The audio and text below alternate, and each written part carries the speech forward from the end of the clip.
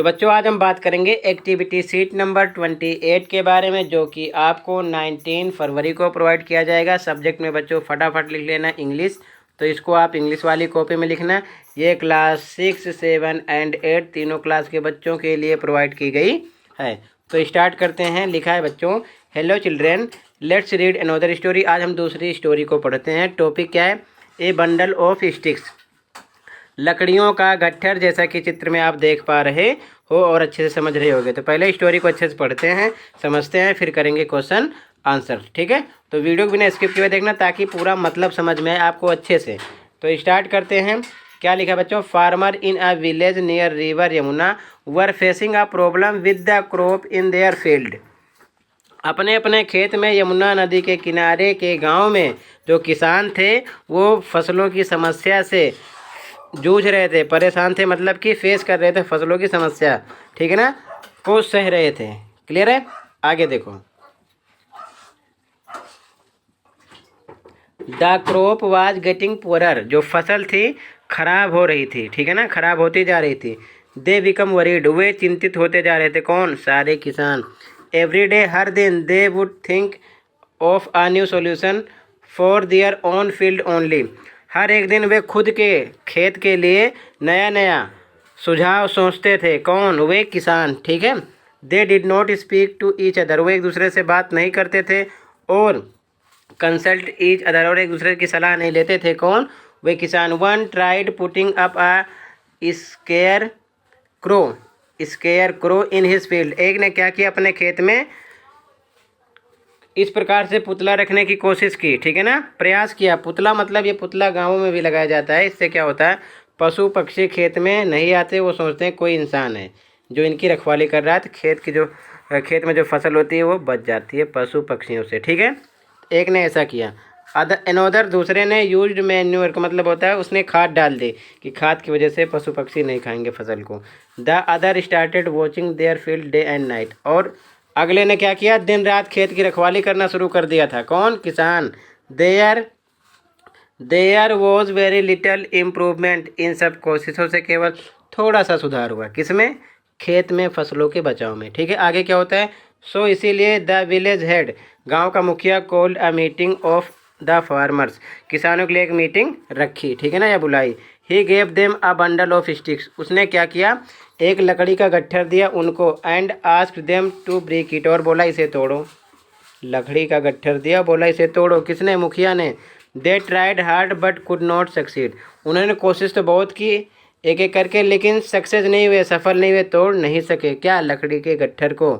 The village head said, और फिर गांव के मुखिया ने कहा, टुगेदर, एक दूसरे से, you are stronger and work better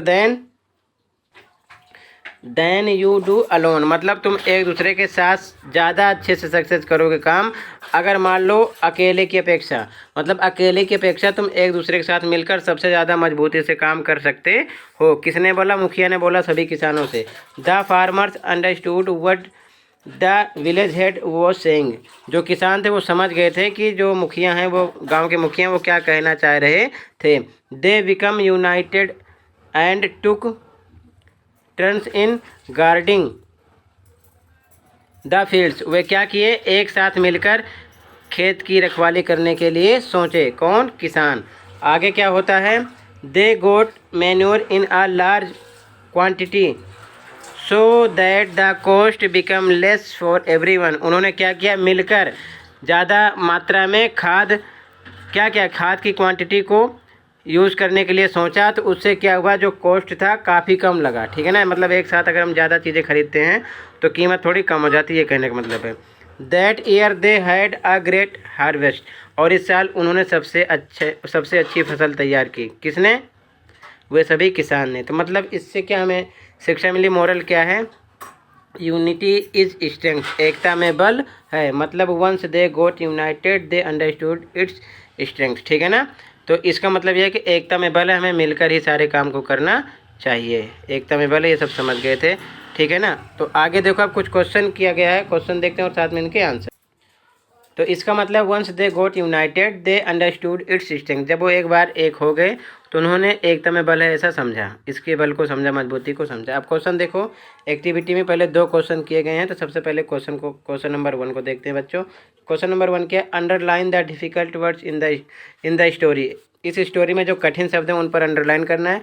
find there meaning with the help of your teacher. अपने टीचर की सहायता से इनकी मीनिंग समझो, इसका मतलब क्या, अर्थ क्या है।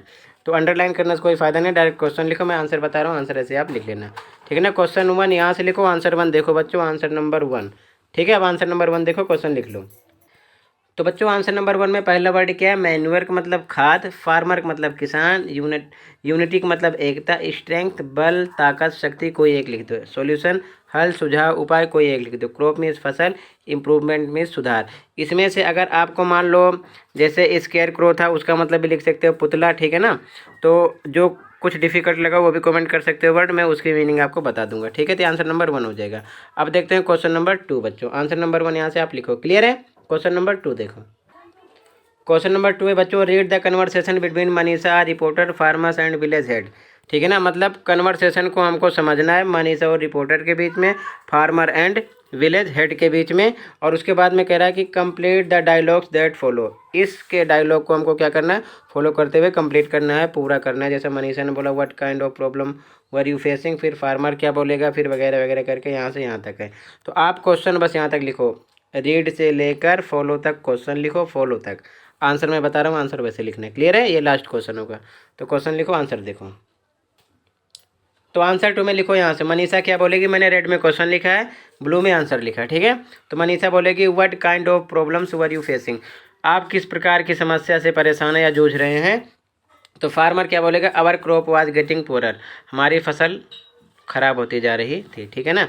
तो फिर मनीषा बोलेगी what solution did you think, आपने क्या सुझाव सोचा। तो फार्मर क्या बोलेगा, one tried putting up a square crow in his field, another used a manure, the other started watching their field day and night. यानी उसी पैराग्राफ से लिख दिया गया, ठीक है ना। ये उनका रिप्लाई हो जाएगा। फिर आगे क्या होगा, मनीषा क्या बोलेगी, मनीषा टू विलेज हेड को क्या बोलेगी, वाई डिड यू, ये डिड है ध्यान रखना, DID, ठीक है ना। Why did you call a meeting of a farmers, आपने किसानों की मीटिंग क्यों बुलाई। तो विलेज हेड क्या बोलेंगे, देखो विलेज हेड क्या बोलेंगे, वो बोलेंगे बच्चों, तो आगे लिखना है फिर से, विलेज हेड बोलेंगे I gave them a bundle of sticks and asked them to break it, मैंने उनको एक लकड़ी का गट्ठर दिया, बोला एक एक करके तोड़ो। मनीषा बोली what did you learn from this experiment, इस एक्सपेरिमेंट से आप उनको क्या सिखाना चाहते थे। तो उन्होंने क्या बोला, फार्मर बोलेगा बी लर्न फ्रॉम